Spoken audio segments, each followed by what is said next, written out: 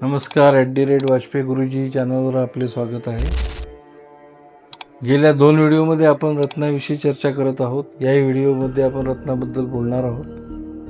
जे लोक ज्ञानाशी संबंधित आहेत, शिक्षणासंबंधित ज्यांची नोकरी आहे, व्यवसाय आहे, जे कोचिंगमध्ये आहेत, अशा लोकांनी काय धारण करावं. साधारणतः पाहण्यात असं येते की अशा लोकांचा बुध आणि गुरु हे उत्तम असून पत्रिकेत त्यांचं स्थानबल, दृष्टीबल आणि योगबल उत्तम असल्यामुळे ते लोक या क्षेत्रात पडतात. गुरु हा ज्ञानाचा जनक आहे, ज्ञानाचा दाता आहे. ज्ञानाला धरून तो राजयोग देणारा आहे, उत्पन्न करणारा आहे. अशा वेळेला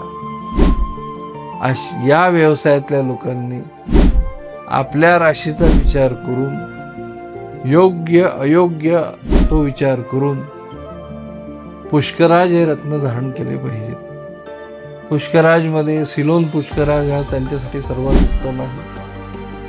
त्यांनी तो धारण केला पाहिजे. साधारणतः ज्यांचं वय 30-32 वर्षाच्या पुढे आहे आणि जे या क्षेत्रामध्ये आहेत त्यांनी 5-5.25 कॅरेटपासून पुढचा पुष्कराज हा धारण केला पाहिजे. पुष्कराज धारण करताना त्याला 7 दिवस उसाच्या रसामध्ये ठेवायचे आहे, 7 दिवस गाईच्या रसामध्ये ठेवायचे आहे, गाईच्या दुधामध्ये ठेवायचे आहे.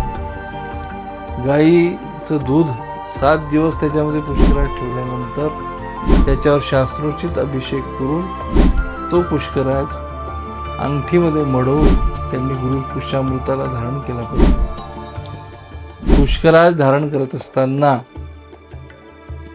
जर कोणाची रास शैक्षणिक क्षेत्रात असून मकर असेल, कुंभ असेल, तूळ असेल, अशा लोकांनी शक्यतो पुष्कराज धारण करू नये. पत्रिकेचा सारासार विचार करूनच त्यांनी पुष्कराज धारण करावा. शैक्षणिक क्षेत्रात जे चांगल्या पोस्टवर बसलेले आहेत त्यांना हा निश्चित लाभी होतो, असा आमचा अनुभव आहे. नमस्कार. जय जगन्नाथ.